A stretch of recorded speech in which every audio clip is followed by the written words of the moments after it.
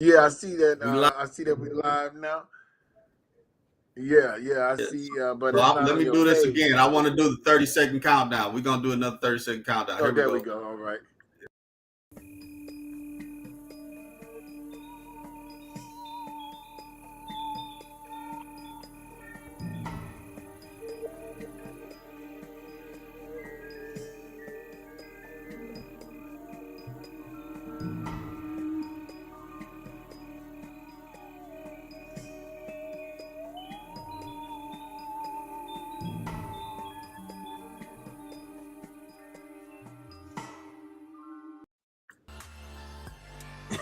Hello, hello, hello, hello, hello. Jordan Grundy the second, favorite veteran, the man with all the technical difficulty issues, userera.com.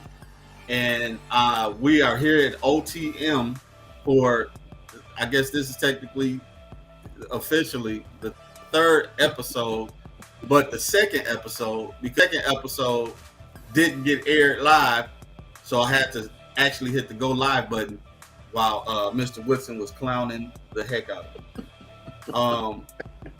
So I said a lot of little stuff. I was, all in my, like, doing the violin stuff, giving Mr. Woodson all these nice things, and said all this stuff. It's probably a good thing y'all didn't hear it. He's like, "What? Who are you talking about?" But yeah. But we are here at OTM, out of the mud, where ain't nothing easy around here in Flint, and the folks that are from Flint that stay here, we choose to do that because we love where we're from, and we know the potential of the environment that we're in. But again, I would like to give Art his flowers for being the person he is. I know, like what I said, people love him one day, they hate him the next day, and can't how to think about him the day after that. And he's built for that, and he really he swims in that energy. He loves it. So, but the thing is, with me, even when I was upset with him or confused about where he was at, or political points and things of that nature, um, or me and Art have had some very serious disagreements, like some serious ones, like where you at? Let's meet up. Like, no, where you? Let's throw them hands, type stuff. Even though we brothers, even though we cool, but the thing is, we're able to disagreements and still move forward and talk about stuff. And even he's been consistent with me when I've needed assistance and help. He's showed up. He's helped me at least get some time on situations to where I didn't have any more time left. He's shown up even recently, to help for me to even get a clairvoyance of certain things that I'm going through. And I appreciate him because, when I went through my situation of losing a lot of things I was dealing with, a few people just disappeared, but he was not one. Now he still got on my nerves at times, but he didn't leave. And that has to be commended, because when you have a person that is able to look in the mirror and deal with whatever issues and let you say whatever you're gonna say, as long as you can deal with what's coming back after you said it, then that's a great relationship to have. You ain't gotta always agree, as long as you agree with the point and purpose that you're all fighting for. Done. I'm done with the violence. Hey man, listen. I mean, touching on what you said earlier. When people might like me today, right? Because I'm saying what it is that they like, or I'm fighting against somebody that they are enemies with. Right. And then tomorrow I might be fighting against somebody that they like or don't like. So I that lets me know that I keep it fair and I try to keep it equal, and hold people accountable in the public arena. I don't just go after anybody and everybody. It's people who works for the public. You know what I'm saying? And if they're not doing right and they're not doing what should be done for the city of Flint, and I found out about it, I'm gonna let the people first. I'm gonna go to the table, and you've seen me do that before. I'm gonna go to the table and say, hey, you know what? We need to work this out, and you need to be fair to the people here in the city of Flint. And if they feel like they want to come out here and start trying to beast me and go against me, I'm gonna let the public know. This is what's going on, and this is why we out here fighting in the public because they trying to hold on to something that the people need to know in the public. So that's the main Right. thing. Gotcha. Understood. So, The people need to know in the public. man. So for me today, I wanna go off and like do a little history thing to going into who you are. Woodson, where are you from? Where were you born and raised? I, my name is Art Woodson. I was raised here in the city of Flint. I came here when I was 4 years old. I So went where are to you originally from? Where were you born? West Virginia. West West Virginia. Virginia. Yeah. And I came. My father brought me here when I was 4. Um, Originally, my mom is from New York, and she happened to be visiting my grandmother down in West Virginia, Okay. and um, she used to work for Congress, a congressman in D.C. So I was still down in West Virginia while my mom was working in D.C. So my pops came down to West Virginia and got me and brought me up here with his mom here in Michigan. I was raised by my grandmother and my aunt, and I went to Dordt Elementary School up until 4th grade. Then moved over on Moore and Sterling. Went to Merle School, Elementary School. Went to Holmes. Went to Northern. My grandmother passed away when I was in the 10th grade, and I dropped out in the 10th grade. So when she passed away, man, I was on the streets. I was game banging. I was doing whatever the case, whatever it was, I was doing it. And I had never met my sisters before. So my 2 sisters came up here to Michigan to visit, and they was like, Art, you need to, come down south with us and go to school down there. So you know, God be the glory. He touched my heart and told me, hey, that's what you need to do. So I had to make up for all the classes that I had failed when I had dropped out. I made up for all of them, and I came back up here to Michigan, Flint. After making up all my classes, and I graduated from Northern. I graduated June the 5th, and I went into the military June the 11th. I didn't want to, put no time in between, man. Because if I put time in between, I probably wouldn't have done what I did. Then I went to the military, got out the military 6 months later, man, went to prison, making How long did credit you spend card in the military? 7 years. So I was making credit cards, and you know that was the craziest thing, man. I didn't even know that I had issues, after getting out the military. Um, Well, your job while you were in the military? What kind of stuff did you do in the military? I was a nuclear biological chemical specialist. I was the one that told you to go to MOP 4, don your protective mask. You had the M8 alarms. I was in helicopters dropping radiac meters down in the cloud, mushroom cloud, uh, for nuclear bombs. I uh, I stood in the top, um, determining, if somebody got uh, attacked with a Russian missile. You know how we used to always do Reforger. You was Marine, so I don't know if y'all did Reforger, but we did Reforger over in Germany with all the NATO countries, and we would do like mock fighting Russia, and you know, learning that 2/3 of Russia's missiles are laced with chemical warheads, VX gas, nuclear warheads. So all the time that we was out in the field, we was always uh,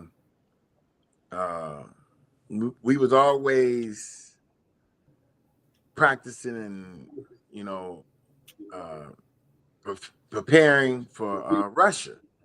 So it was totally different when we went to war with Saudi Arabia because you practicing for the cold element, up north New York, I mean upstate New York, Alaska, Germany, because it's cold over there, and you turn around and you in a desert, and you ain't practiced, you ain't prepared for the desert. So my job can just Right. it consists of just being prepared for nuclear fallout, chemical warfare.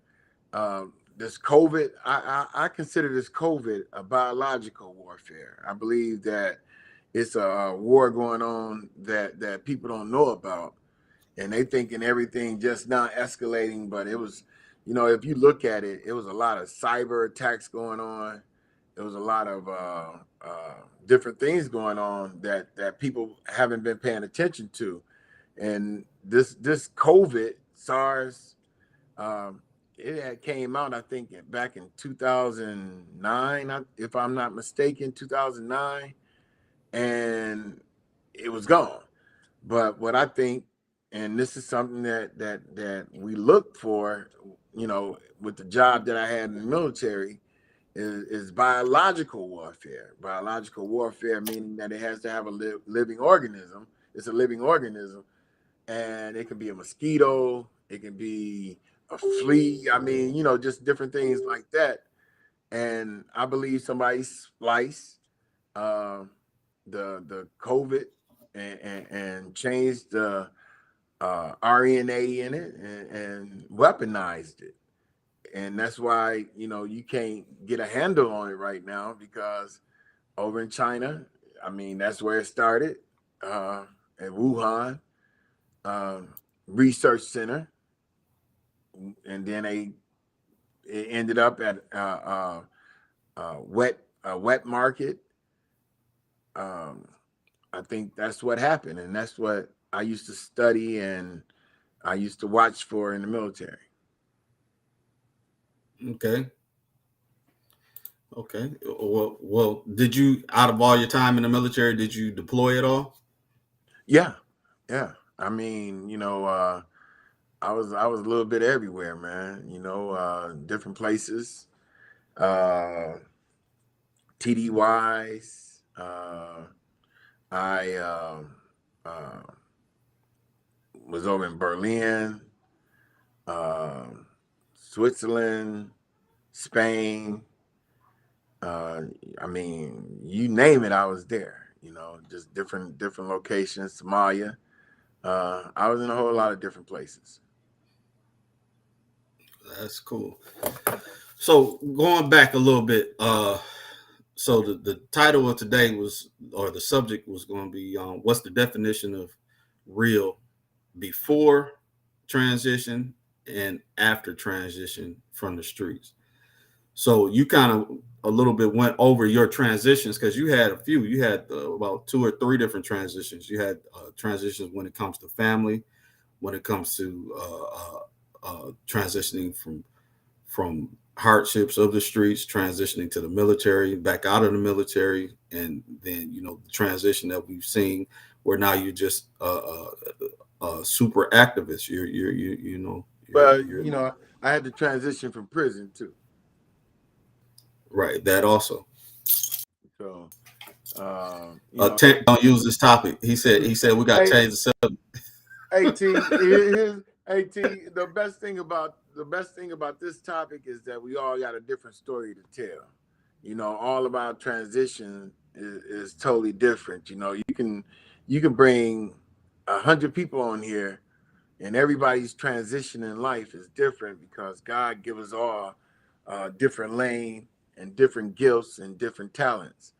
And my story is totally different from your story, but both of them are good stories because both of us are still here to be able to say good morning, how you doing, God bless you, and God thank you for allowing me to live another day. So from like George said, out of the mud, you know we, we all have been through some serious trials and tribulations, and we all have been in a storm. You have some people just not going into a storm. You have some people in a storm, and you have some people coming out of a storm. But it's how we handled it uh, through the whole thing, through the whole ordeal. And as life goes on and as we progress, we start learning that support system is the best thing in the world. You can have all the money, you can have everything you want, but if you don't have a strong support system and a real support system, you done. You know what I'm saying? You gonna fall right back where you were, and that's one of the main things that I learned about the last transition, and that was coming out of prison. That transition taught me that I need to find God. That was the number one support. And once I found God, I found people who I can call at any time of night that wasn't on any bull crap, and they told me what I needed to know, not what I wanted to hear. And that was one of the main things, finding that real person. Like you said, George, earlier, we had got to the point to where we wanted to fight each other, but we was keeping it real, and the best thing Our about versions of it, yeah. Right. And the best thing about it is the fact that, we're still here. We still together. We still call each other. And, we was having that discussion today where, we might not talk for 2 or 3 weeks, but, and be mad at each other. But as soon as you call and say, hey, I need some help, or I call and say, George, I need some help, we there for one another. We ain't taking it personal. Hey, we say what we say and keep it moving. And this is my opinion, and this is what I got to say to you. Right. You're right. And that's I think that's the beauty, and that's the thing that we don't uh that part of it needs to be expressed a lot more into our community. What's So that? and the children understand that communication beats all conflict. Yeah, Communication definitely. is always better than war.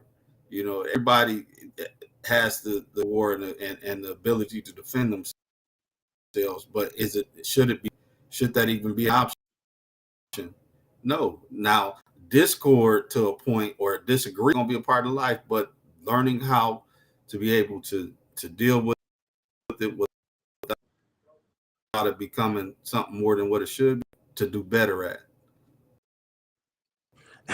You know, because The a tripped out great a part. great agreement or debate or argument is awesome. You the tripped out part, George. And I'm not ashamed to tell people that I take group therapy, with other veterans, and I really enjoy it. You know what I'm saying?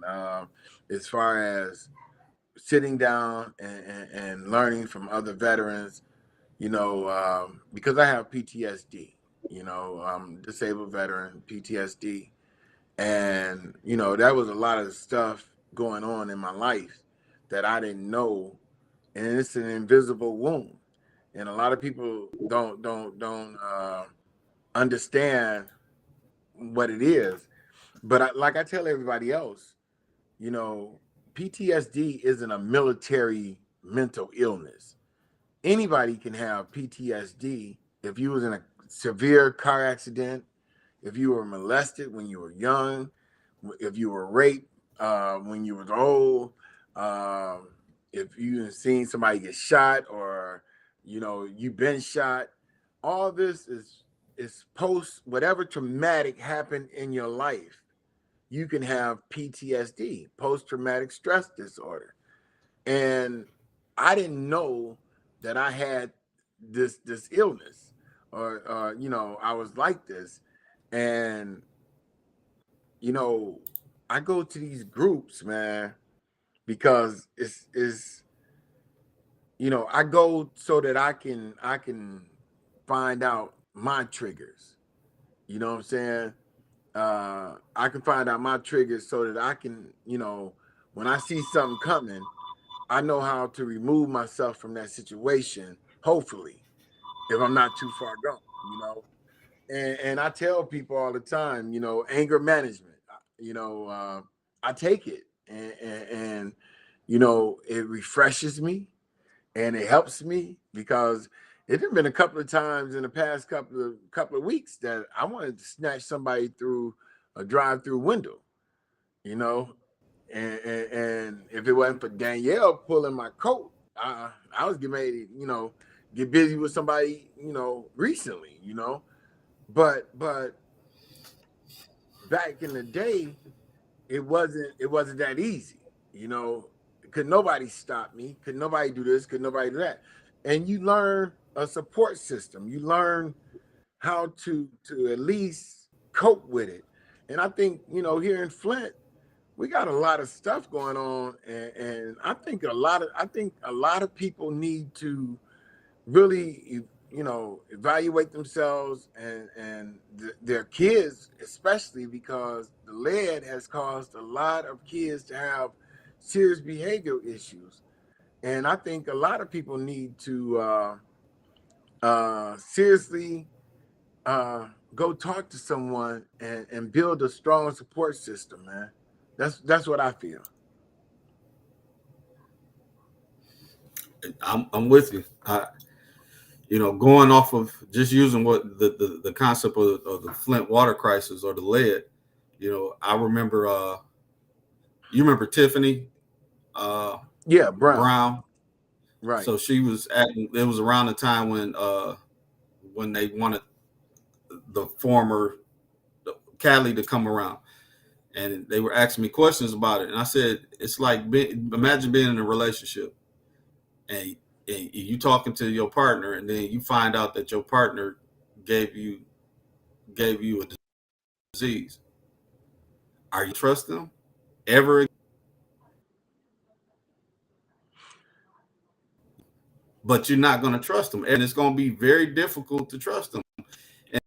And so, what we've gone through so many issues with hurt and pain, and those that want to just take our ideas and just sell us up the river, just want to take the money and act like they didn't.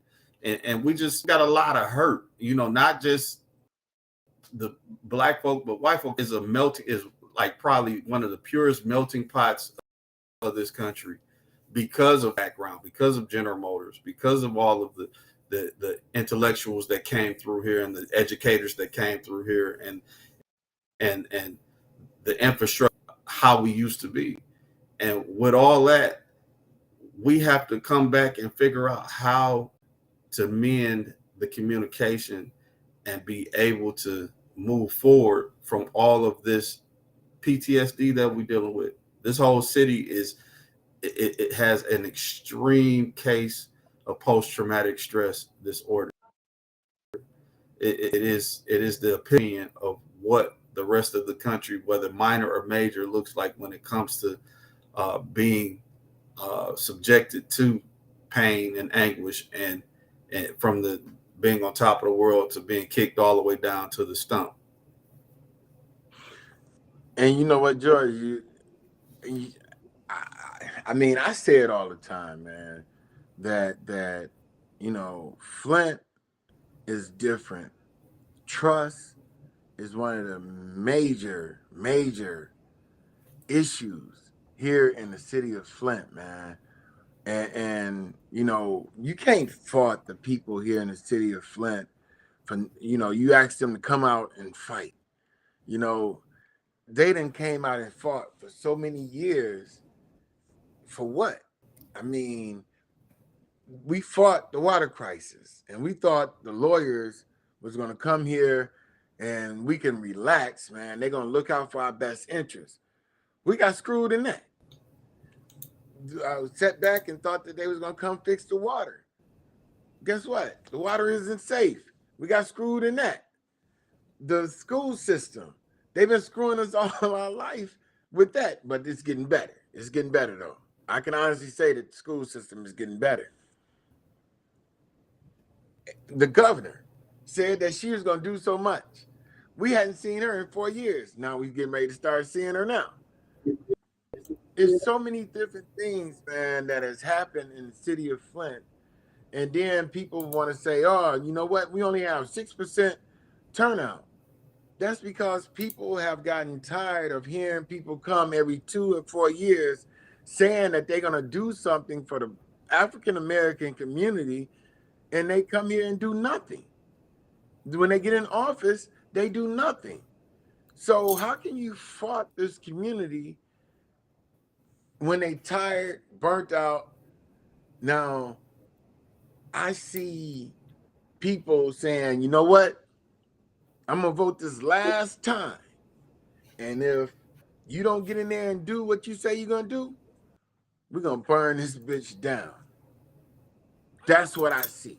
And then they don't understand why people be frustrated and burning down things and tearing up everything, because people are tired of hearing lies and they tired of people saying that they're going to do something and they don't. And I mean, I totally get where they coming from when they didn't reach that point. So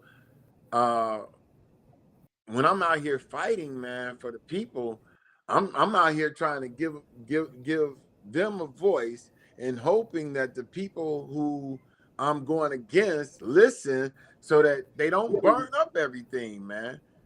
I think a lot of people need to be happy that a lot of people listening and seeing that somebody's out here fighting for them, because if they didn't see that and they didn't see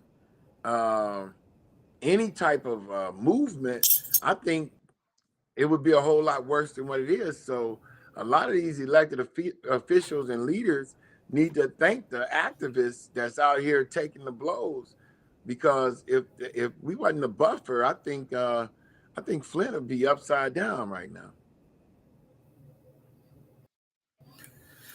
Yeah, if you don't have people to navigate the places that you won't go, then you know those folks are going to end up igniting everything, because it's like I don't have a bridge to whatever is supposed to be available, so I'm gonna burn it up because you won't have any of the resources.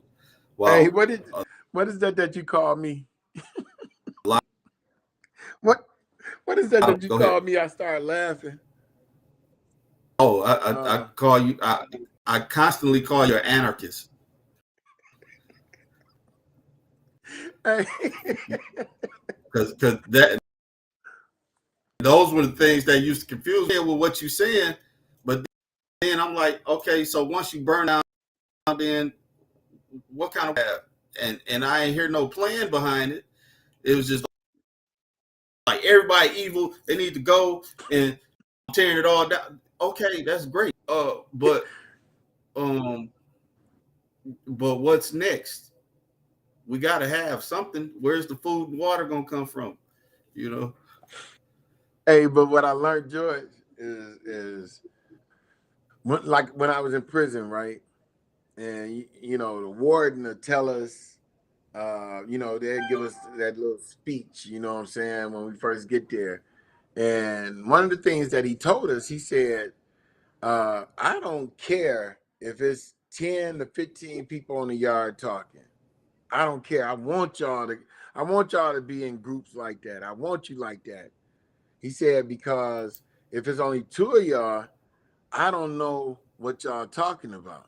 He said, but when it's 15 people, I know what you're talking about, because at least 7 of those people works for me. And they're gonna come back and tell me what the plan is. So what I learned, man, you know, if a person if a person is real, and a person know, just by what I'm saying in conversation when I speak, they know what I'm doing. They know that I'm for the people. They know. Can't nobody say that I took a dime from anybody. I have never taken a dime from any foundation, any individual. Never. When I ran, when I ran, huh? You was pointing So at so something. I'm yeah, that's fine and cool because we spoke about that the other day. But my thing is this too, and not we spoke about it, so you clarified to me my thought process. I said that could be part of the game. That don't that part of the game that they play to make it seem like they for the team. That's just a part of the play. They took no money. I ain't did this. I ain't did that. Oh, you must be straight up. But then why is everything always confusing every time you come around? And you clarified that for me. So if you would, because I'm saying when it comes to strategy, when it comes to manipulation, it comes in different ways. You know, you could be a secret millionaire. We don't know. Just like when it comes to like the different political figures and the different companies and corporations that people say, I'm like, why? What are they getting out of it? Where's the money going? And then folks talk about the structures and all this other stuff. I'm saying that's too much for too little. Your end, you had made some I, statements that clarified. I mean, if you sit back and watch, right, for 7 years, for more than 7 years, matter of fact, I done helped over 30 veterans get over $70,000 a piece. You know what I'm saying? Some they got 300,000, some they got 100,000, some they got 70,000. In their rating schedule. You know what I mean by that? And with their benefits, and they'll ask me, Art, what I need to give you. You don't have to give me nothing, man. You know what I'm saying? Just come to church, give a testimony, and let everybody know how you was at your wits end, and you didn't know where you was going, but God blessed you the day that you was ready to either leave your wife, take your life, do something. You know what I'm saying? That check came in that mail that day. You was at your wits end, and God showed you that He does love you and that He is looking out for you. Just give me a testimony. That's all I want. I don't want any money. For 7 years, I ain't got people's service lines changed. I done bought pallets of water. I didn't, drove around delivering food, for over 7 years. And not one time has anybody, and as much disturbance I caused, man, you know, rumors or something to be out here right now about me, taking money or, doing something wrong with money, that would be out here right now. So, my thing is, I do what I do, but I talk to a few who, I take an idea to somebody and say, hey, you know what? I walk them down. And as I'm knocking it down, they already in place to be able to come in and, do whatever it is that they need to do. But it's hard here in Flint to really find somebody, man, to really work with and really get assistance in doing what needs to be done. Because I'm not gonna lie, man, it seems like it's a lot of people here in Flint on the take, man. I'm serious. I mean, um, it's like a bunch of crumb snatchers, man. They'll take $5 instead of getting 200 million. And see, that's the part that don't make sense to me. I can. I'm like this. If I'm gonna go to prison, I'm gonna go to prison for the whole 200 million. I might get 50 up for the time I spend, but I'm coming out with 150 in my pocket. I'm not gonna go to jail for $100,000 or $1 million or even five. That's not it. It's not worth the time. It's not worth my name getting screwed over. None of that. I mean, you got elected officials, man, that got busted, man, for accepting $1,500, man, for a vote, for bid rigging, for contracts. I'm, you know, I don't understand it myself, but at the same time, when I was out here on the streets, and I thank God for everything that I done been through, because it made me stronger, and had me to understand what life is, man. And I mean, I ain't had a whole bunch of money at one time. I had $300,000-$400,000 in lump sums, 100,000 over here, 200 over here. So I know what money is, man. I know what being around stars is, man. I know all that, but some people haven't had that before. Some people don't know what power is, and when they get power, they get power drunk.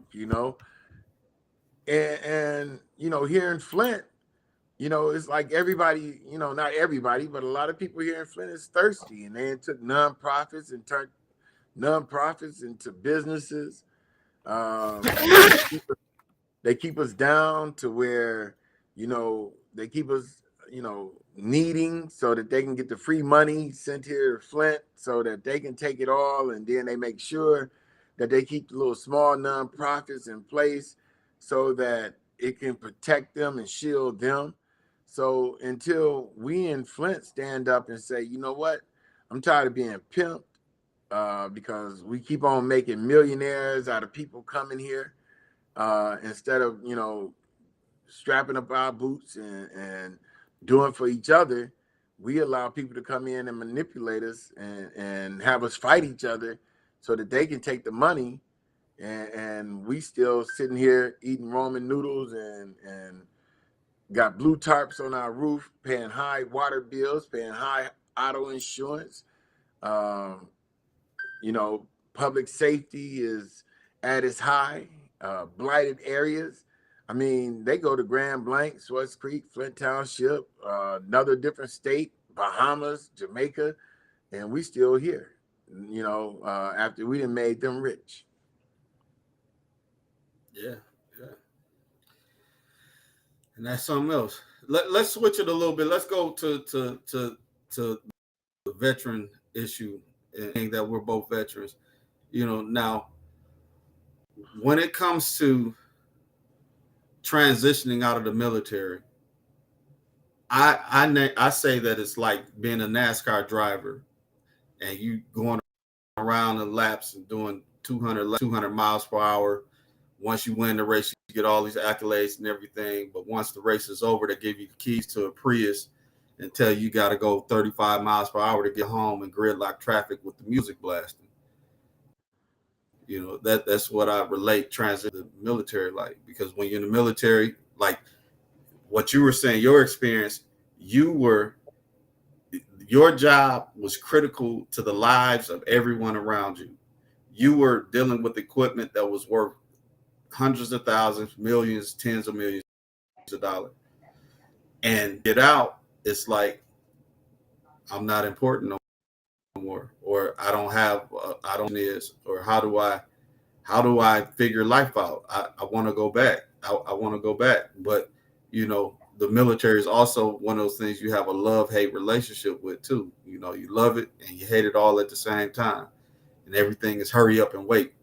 So what would you describe transitioning out of the military like, and what do you believe caused you to stumble into the process of ending up in prison from coming out of the military? A lot of people don't understand, that military life. it's a volunteer. You know, you volunteer to go into the military. I understand all that. You know, we chose to go into the military. You know, that was our choice. And you know, the thing here is that um, transitioning out. You know, I went down to D.C. and that was one of the main fights that when I got with Congressman Rogers and started working with him. That was one of the main fights that I was fighting. You know, transition, and that's the key word here, transition. We can go out and go on reconnaissance missions and go out and kill 24 people tonight, and we ETS tomorrow, and they bring us over to the states, and we ETS. What I mean by ETS, everybody, we getting out the military. There's no debriefing. We don't see anybody. They don't. They took 3 months to train us and you know teach us how to be a killer, but they don't take no time to deprogram us and help us to become a civilian again. They take our empathy and our sympathy, and when we get out, we don't know what emotions we are feeling. We don't know any of that. So what I fought down in DC was, at least out of the 3 months that you taught me how to be a killer, teach me how to be a civilian. So now they're starting to do it where 3 weeks before you get out the military, they house you and take you and see if you need mental health help and all this other different stuff. So that's one of the main things that I fought for. Veterans Court is something that I fought for. This last time that I was incarcerated, it helped me a whole lot, tremendously, because when I got arrested, the only thing that I can have in my cell was VA reading material. And when they did that, I learned all of 38 CFR, Code of Federal Regulations, for VA. So now, if you come to me, I'll be like, George, what is your disability? And whatever your disability is, I'll say, okay, on the 21-4138, your supportive claim, we need to write down your stressor on what caused your PTSD. And we got to make sure that at the end of it, we have to put 38 CFR 3.103, reasonable doubt. Basically, that's what it is. If you get a negative and a positive statement, it automatically goes to the veteran. So that's something that I learned while I was in there. So it helped me more than anything. And I feel like God put me in a position, that something that was bad really was something good. So since I've been out, I've been really utilizing what I learned in my last time being incarcerated, and learning how to really help the people that's less fortunate. Okay, yeah, that's cool. So I'm working on trying to make my I I hold on to a lot of stuff. I've gotten better, but I'm still, I'm the 20, 30 year person, like, oh yeah, I remember what you did to me, type person, and I have an issue with letting stuff go. And, like I really, and I really need to, but it's difficult. It's like Habitat for Humanity. I don't want to let that go for nothing because they did me dirty. And I've never in my life, born, raised, and knew a lot of people out here in Flint in the streets. Never been robbed. Never been done dirty by nobody in Flint except for Habitat for Humanity. And I'm like, I just didn't understand it. But I say all that because I'm saying I want to turn that into a positive thing. I want to be able to build a bridge with the sour issues that I've had with my city, with Flint, in order to figure out how to make everything better than what it was going to be. You know, I was brought the situations to be able to bring over $100 million in new construction and building and all this other stuff here to Flint, to bring veteran housing and veteran better veteran hospitalization facilities here into Flint, not township, not of surrounding areas, but into Flint. And a lot of negative things happen, barriers happen, and I'm working at trying to not hold that stuff in, but into positives, in order to, instead of being 100 or $150 million worth of revenue coming into Flint specifically, but 500, a billion plus, because you know those are, when you're in corporate understanding, those aren't huge numbers, those are small numbers. Look at what's going on downtown. You know, it's what 100, 200,000, 100 and $200 million worth of building.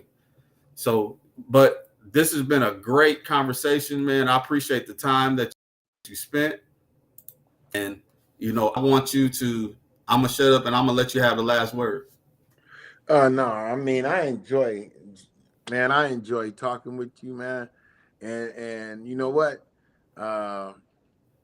We need to come on again, you know, on my Zoom tomorrow afternoon, and really talk about you know, the veteran piece and the mental health side of it, man. You know, because when we was talking about it just now, you know, it seems like both of us have a lot to add on that part of it, you know. And I think a lot of people here in Flint really should understand how beneficial it is, because I know both of us, you know, have been through hell and back, you know what I'm saying? And we, you know, we're not saying that we're healed.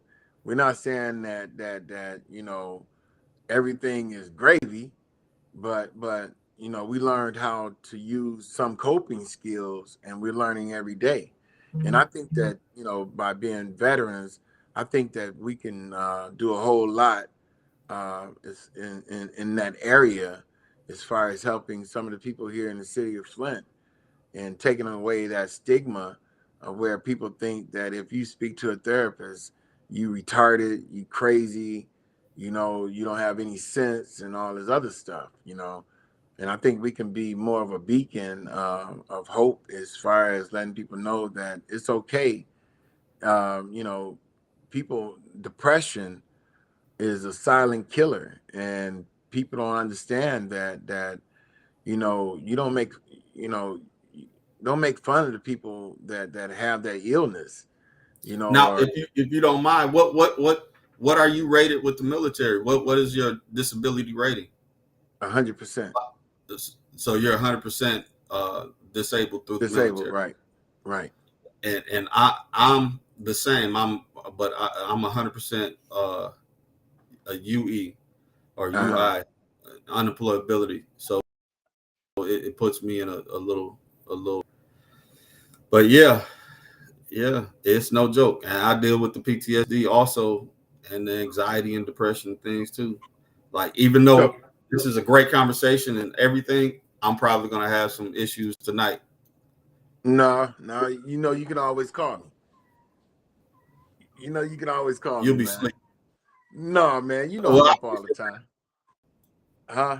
I appreciate, but I All right. just to let people know how that goes. You know, it's a roller coaster thing. You know, Yeah, it is. there's It always really there's is. always a frown behind the smile. Yes, yes. But I appreciate you allowing me to come on and share some of your time. I am, you know, I thank you so much. And, The you know, pleasure's mine. Appreciate you. all right. Thank you so much, Joy. And everybody, that was this official second episode of OTM Out of the Mud with Flint's own Arthur Woodson. Thank you so much. We will see you next time. Have a great. All right. Take care. All right. Yes, sir.